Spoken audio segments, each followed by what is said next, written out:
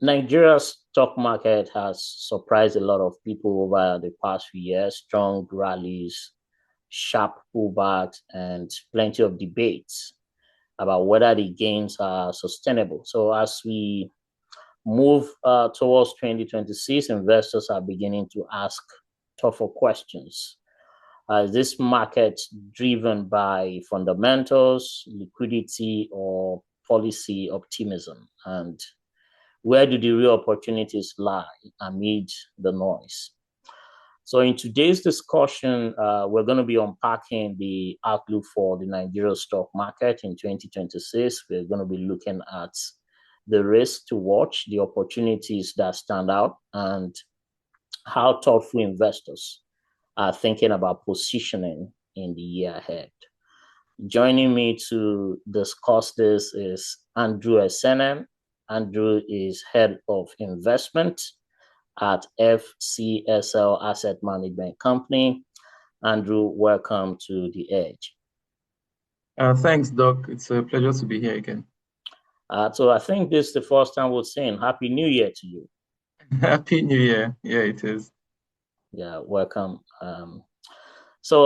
We are back at it again. So we obviously looking at the stock market and the opportunities that might present themselves this year. So let's talk about the outlook for 2026. How would you describe the overall outlook for the Nigerian stock market? Let's start from there. Are you cautiously optimistic, or neutral, or you think it's still fragile? Thanks, Doctor. I think it's the first description is apt for what we expect for 2026 in the broad equities market. So we're just coming from a very good 2025. Market return 51.9%, roughly 52%. 2024, we had about 37%. The year before that, 45%. So the market has been returning, has had outstanding returns in the last 3 years. And so going into 2026, the optimism from 2025, we expect that to filter into at least the early parts of 2026. A major listing is expected, the listing of Dangote refinery, which will impact investor interest and market capitalization at the same time. We just had a successful banking recapitalization, the recovery story in the consumer goods space, increased capital expenditure from the government, which will help the industrial goods space.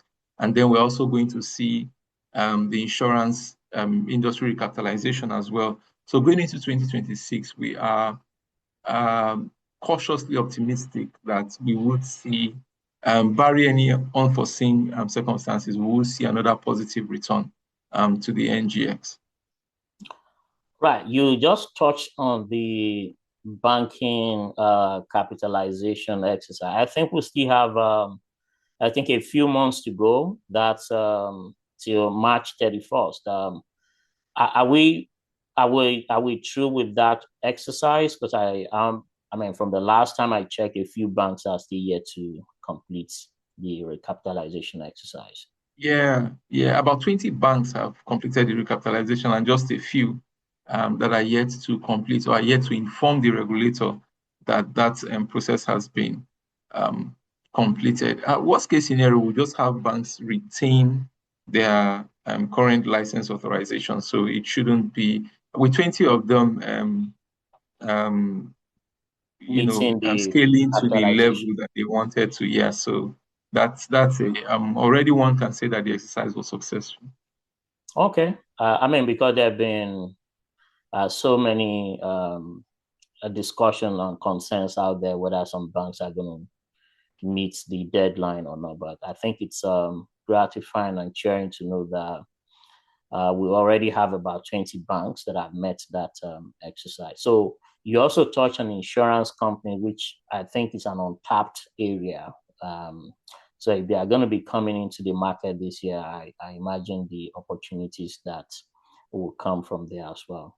So Yeah. let's talk about because in all of this, we'll not forget to look at the macroeconomic factors that will Mm. matter for the stock market in 2026. Inflation is still with us. We still have high interest rates. FX market, the exchange rate is a bit stable now. We've seen significant appreciation in the naira, and we still have earnings growth. So, which of these macroeconomic factors do you think will matter for equities in 2026? I think the major factor that could upturn the expectation for the equities market will be interest rates. The expectation actually with regards to interest rates is that we should see lower interest rates going into 2026, given the trajectory we have seen in the inflation rates. But Mhm. rates are still pretty high. The anchor rate is still at 27%, which is pretty high. The expectation is that it will come down, but we've seen auction levels, especially at the short end.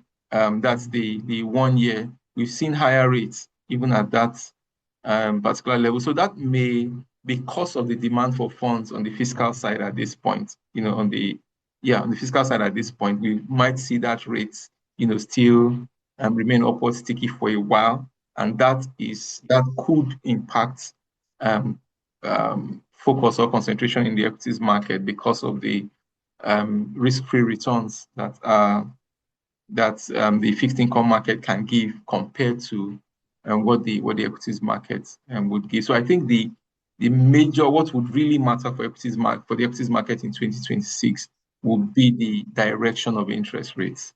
You know, investors would have to balance between where interest rates are and the returns expected from the equities. Yeah, I agree with you. I mean, in some quarters now, I think it's clear that we're expecting the effect of the rebasing to affect inflation for December. And Mm. if that happens, inflation might technically, move up, but that's just technically not on the basis of actual price movement, but just because of Yeah. the rebasing. So if that happens, we expect that to fizzle out sometimes very soon. On the fiscal side, we're already seeing, we've seen early this week, the DMO released the auction calendar for treasury bills, which is, if represent a significant increase in the amount of borrowing. So that's Mm. important, that, and also to kind of buttress your point earlier, that interest rate would be like a major factor to watch, or that could impact returns on the equities market. At least maybe for the first half, until government is able to whether see raise a substantial amount of money through debt issuance, or the effect of the tax policy begin to kick in. Maybe that Mm. helps them to be able to raise some funds in the first quarter. So it's something that we really need to watch out for this quarter and going into second quarter as well. Yeah, so I mean, taking it from there, I'm also looking at the economic reforms. We've talked on the banking recapitalization. Will this impact or improve confidence in the market, knowing that that exercise was successful? You already also talked about the possibility of insurance companies also coming to the market this year. Yeah. Do you think this will improve investors' confidence in the market? Yes, it should. The banks are stronger. They have a stronger buffer, the zone to weather challenges, and then they have increased amount of funds to deploy, whether for investing or for lending activities, which should significantly improve the gross earnings, the interest income, investment income, and cascade to their earnings growth. So that's on the banking capitalization side, that is a positive for the banks. The only concern is because it was it was via equity capital raises, and so increased outstanding shares. Whether the banks can match the dividends that they paid before now, it's now the question, and that will be determined by the ability to grow earnings. So that was positive. There may be some, well, we are seeing some teething challenges with the implementation of the tax reforms. Well, we expect that over time, that will be dealt with. But on the recapitalization side, the banks are in a position to support the economy. So we even expect increased credit to the private sector, which should spoil economic growth. So both on um, the impact of the banks on the capital market itself, and then on the general economy, it's positive for them. So the reform on that side has been positive and expected to even yield more results, yield more fruits for investors. Okay, so the exchange rate has, appreciated in the last couple of months. Now there is this question about whether Nigerian stocks are actually cheap. Are they fairly valued or selectively expensive? What do you make of this? I would say they are cheap relative to our peers in SSA or even across Africa, because currently our PE levels are Even with around the 7. appreciation of the naira? Yeah, because even if we look at it, our PE levels are across level. So it was, and that was the attraction for FPIs because of the valuations that we had. So Okay. our PE levels are around 7. The 10-year average for our peers in Africa is around 11 times. So that tells you that these valuations are cheap. And if you look at maybe especially the banking sector, if you look at the book value, you will see book value per share. You will see that clearly spelled out that these assets are selling for pennies to the dollar when it comes to the valuations, and then given the renewed position that they have, the better position that they have to deploy capital. So those valuations will improve going forward. So that should be that should attract investors. But equities currently are pretty cheap, really. Even with the, like you mentioned, even with the strengthening of the naira, The naira. they are still relatively cheap. Okay.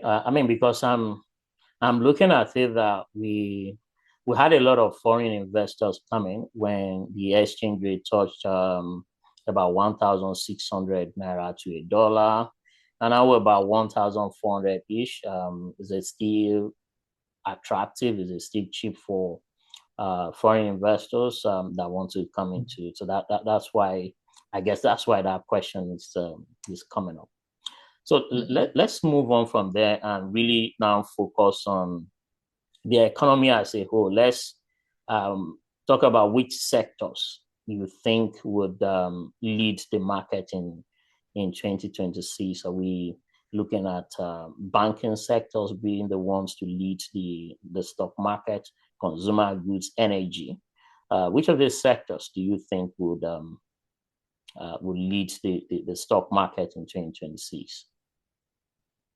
Yeah. From what we saw in 2025, the gains were broad-based, so it was across sectors. Apart from the oil and gas sector that had some challenges, the gains were across board. Going into 2026, again, the banking sector, despite the higher outstanding shares, the ability to deploy the capital that they have raised should really tell on their profits.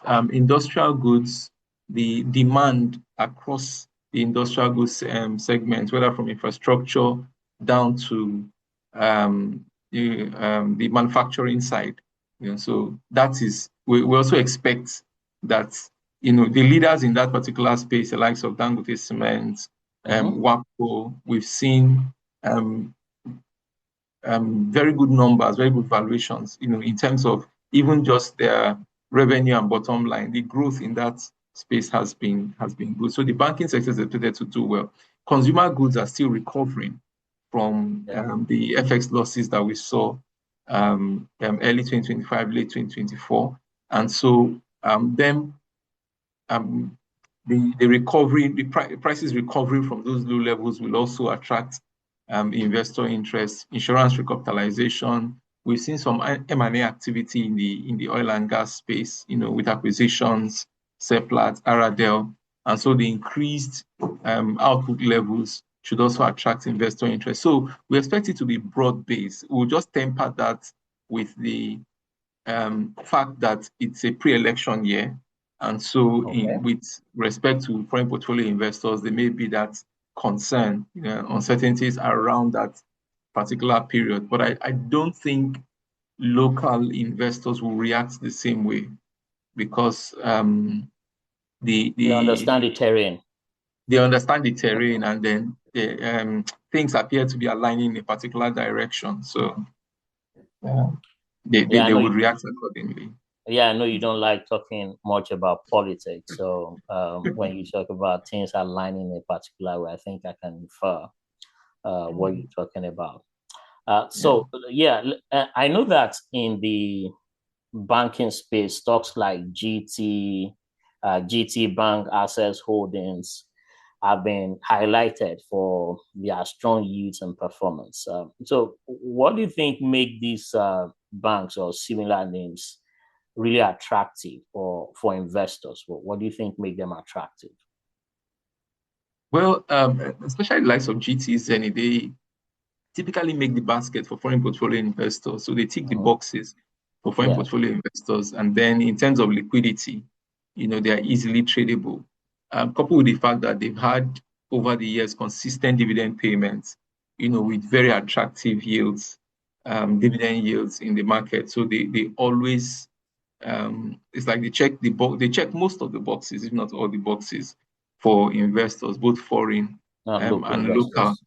Yeah, and going forward, they are in a position to maintain those attractive offerings that they have. And I think that's why, except for maybe Access Bank in terms of dividend payments, the banking sector, the tier one banks are maintain, they have a history, of rewarding shareholders, both in terms of dividends and capital appreciation. So that should make them feature prominently um, in the list of investors. Yeah, I think for Access Bank, they wanted to pay dividends at I think sometimes last year, but because of I think their exposure and they had all these impairment losses that they had to that they had to take up with the CBN. I think that was what prevented them from paying dividends at a point when they wanted to do that early last year. Isn't that the Yeah, position?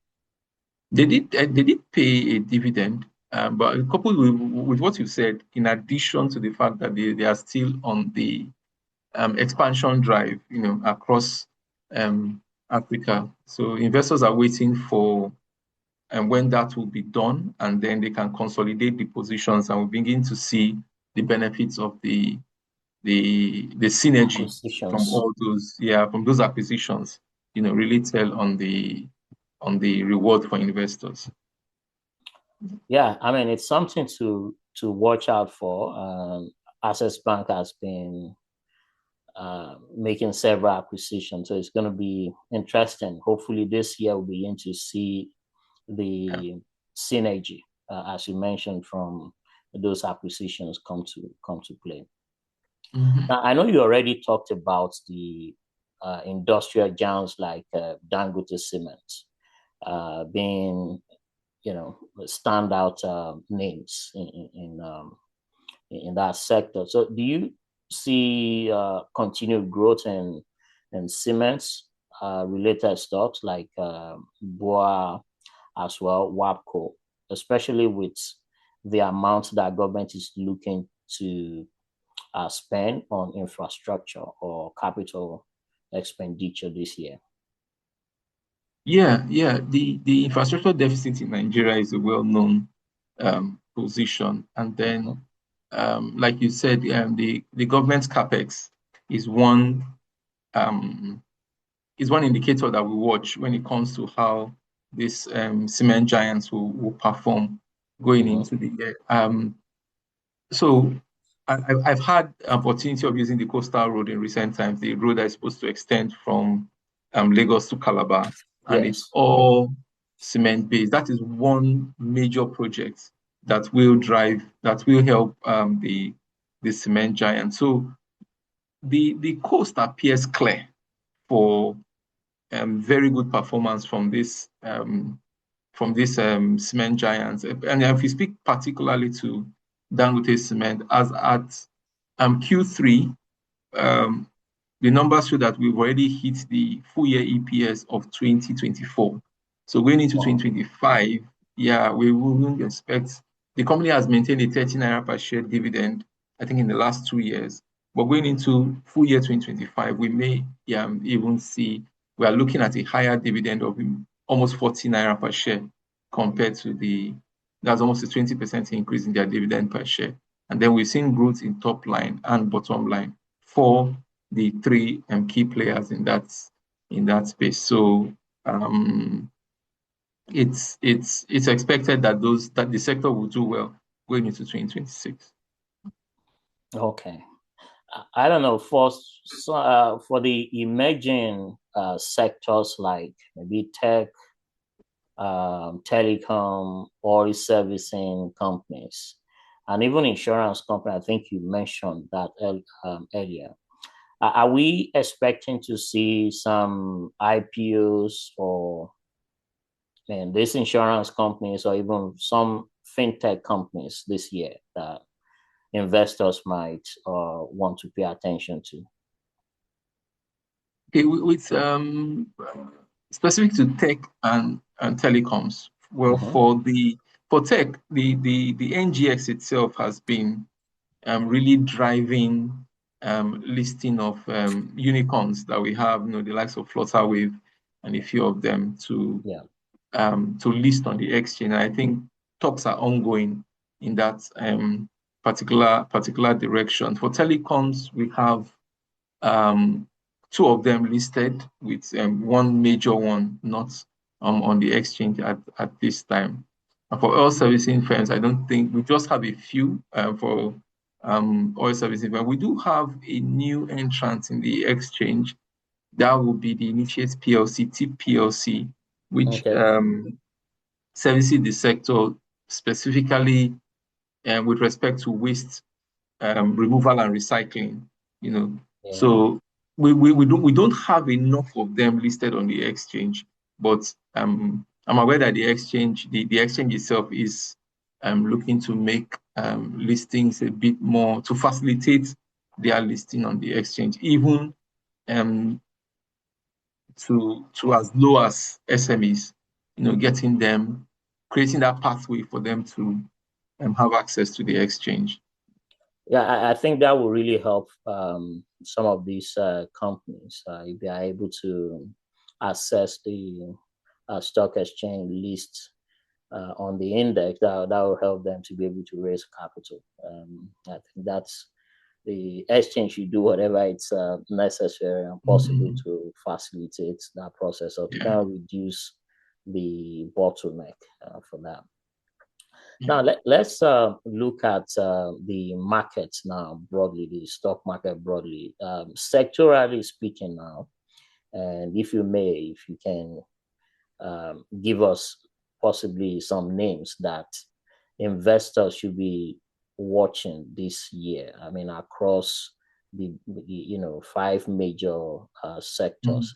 Yeah, are there sectors that you think investors should be watching, and are there specific names that investors should watch out for in 2026? Okay, if we start with the banking sector, Mm-hmm. the usual suspects, so to say, you have the likes of GTCO, Yeah. um, we will have Zenith Bank, and then we saw a mild rally last week in the shares of Access Core. It rose to as high as 25 naira from a low of 21. So it shows that investors are actually watching that where they see very attractive entry levels, they will come in. But it was more like a short-term play for them. But for medium to long-term investors, those are three names that investors could watch. In the industrial goods space, again, the top players in that particular space, you have Dangote Cement, you have WAPCO, you have Boa Cement. Consumer goods, it's still largely a recovery story. We've seen some appreciation in the share price of Guinness, so there may be some intermittent profit taking from that space. PZ Cussons did come out to say that they were no longer looking to exit their Nigeria operations, but Okay. instead they would consolidate that position. So investors would be looking there as well. Nestle has seen some appreciation as well. Again, coming from the FX losses suffered early last year. So the current valuation, we believe, has some upside. For the insurance space, the main players, so to say, or the leading players in that particular sector, you have the likes of Mansard and NEM Insurance, Custodian and Allied. You also have a few names. Well, for the big names, they are sure to scale the hurdle for recapitalization. And so that gives some security and confidence to investors, while the other fringe players are yet to really come out with what their plans to recapitalize. The oil and gas space, Yeah, I was going uh, to ask about that because yeah. The business combination that we have seen, and investments, increased investments in that space. So what really drives the oil and gas space is if we see new investment, okay. into particular companies, combinations, that really drives that. So the likes of Aradel, Seplat, Mm-hmm. um, and those are even names that we've seen rallies in recent times, you know. Yes. So those particular names will also attract investor interest going forward.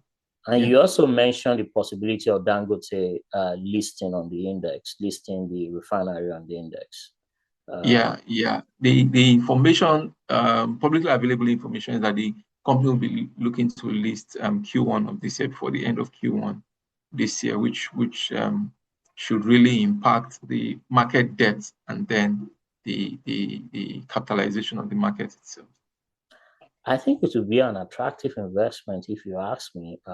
Yeah, yeah, It's one that one should because I think they have a capacity of 650,000, and that 50,000. Yes, yeah, yeah, that's something they're also willing or looking forward to scale, and the market is just kind of fertile across yeah. the whether West African sub-region across Africa. They're also selling to the United States and some other The European US. countries. Yeah, So yeah, it's a stock. If they eventually list it, I think it's an investment opportunity. I would say of a lifetime that would investors should look out. Yeah, yes, for investors should look out for.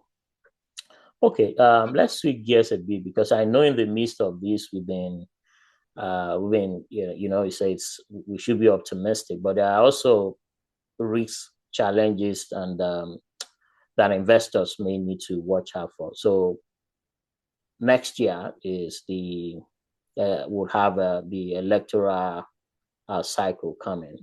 So what potential risk could derail the positive outlook that you've painted? Is it the election? You talked about interest rates. We also still have the currency fluctuation, or is it mm. global economic headwinds? What potential risks do you think could derail the outlook that you've painted? Yeah. I think the key issue, especially for foreign portfolio investors, would be uncertainties around the elections. That could delay or not entirely stop, but reduce um, investment from foreign portfolio investors, just to ensure for them that the coast is clear. And then it might also slow down the implementation of the reforms that we are seeing, because typically the government will focus on the elections, and then driving the reforms might take a backseat as it relates to the particular take the batik in terms of its implementation. Another risk we see will be oil price levels because the economy is still largely dependent on Oil. dollar receipts from oil sales, and then given the recent happenings around oil and gas, petroleum product supply with Venezuela and the United States, and the impact it would likely have on oil price levels. If there's a drop in oil price levels due to reduced demand from the United States, then we'll likely see the impact on our foreign reserve levels and the consequence of that on investor confidence in investing in naira assets as well. So that is another risk that could play out. But I think the major thing would be the impact of the elections and then oil price levels. In terms of global economic headwinds, I'm not sure we'll see anything as bad as what we saw with the tariff hikes Yeah, last last year. year. Mm-hmm. Yeah, I think the most economies and investors they now better understand how to handle the U.S. president when it comes to Trump. They know how to um, toe that line with him. So in terms of global headwinds, I don't really see them.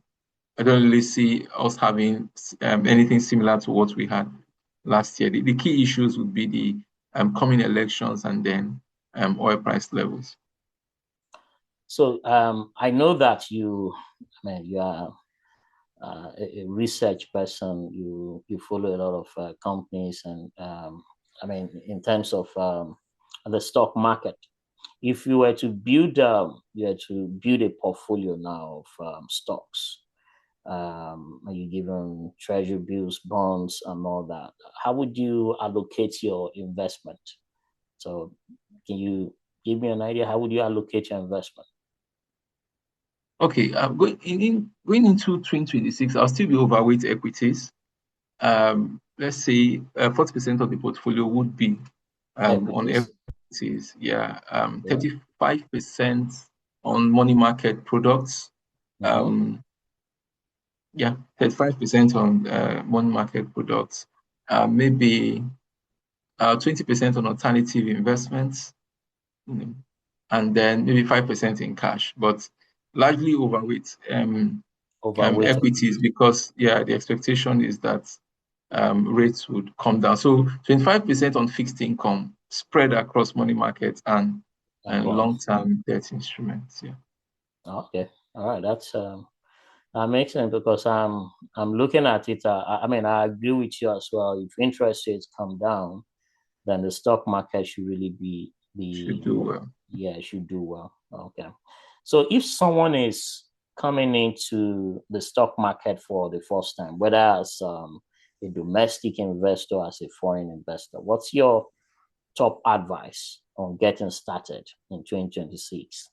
Um, Especially for someone looking to hold their investments for a long time.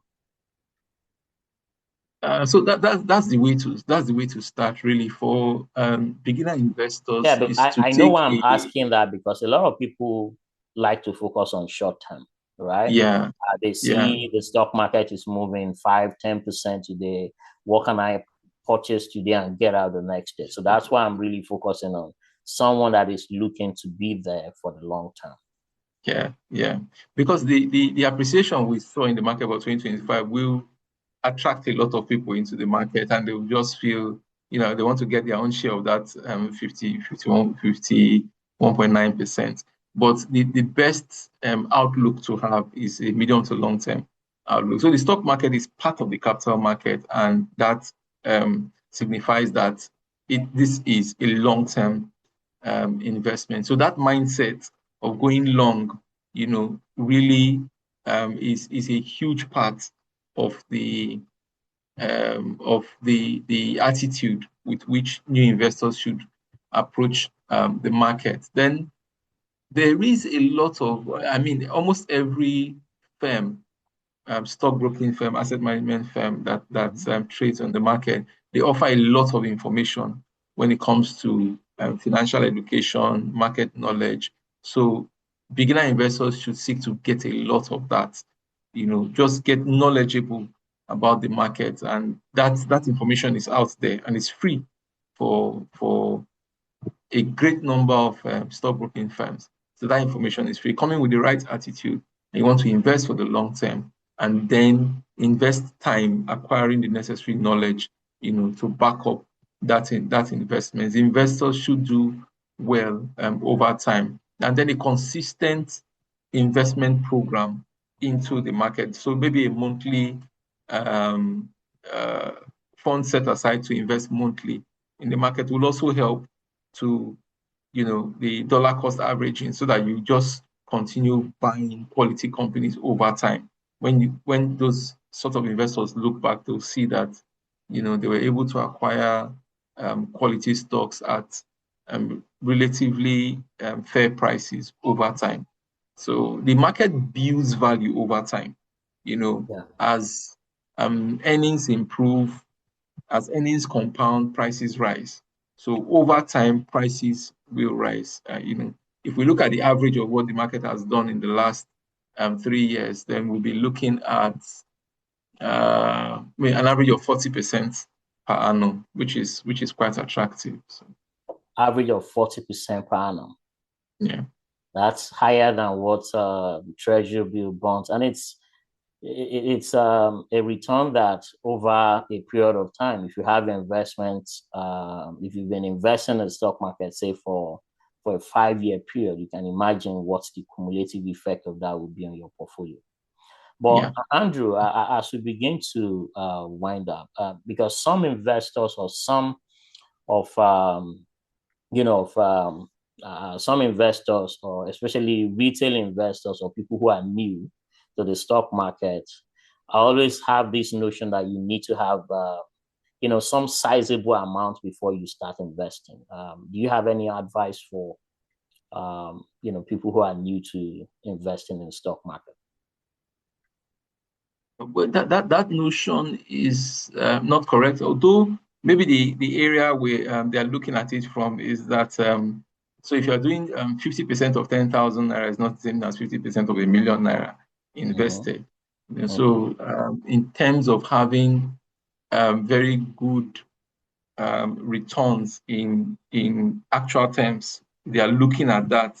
Then it's good. But with as little as 5,000 naira, which is about um, is that $3-4 now? Yeah, So at about least at three, well, let's say yeah, about 3 point something dollars. Yeah. yeah.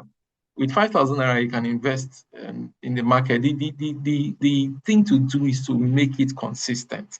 If you Okay. invest over time, consistently over a period of time, you will accumulate the kind of amount that you are looking to have in the stock market. But if one is waiting for, to invest a large sum, especially for beginners in the market who don't really understand the market, that would be, testing the waters with both feet.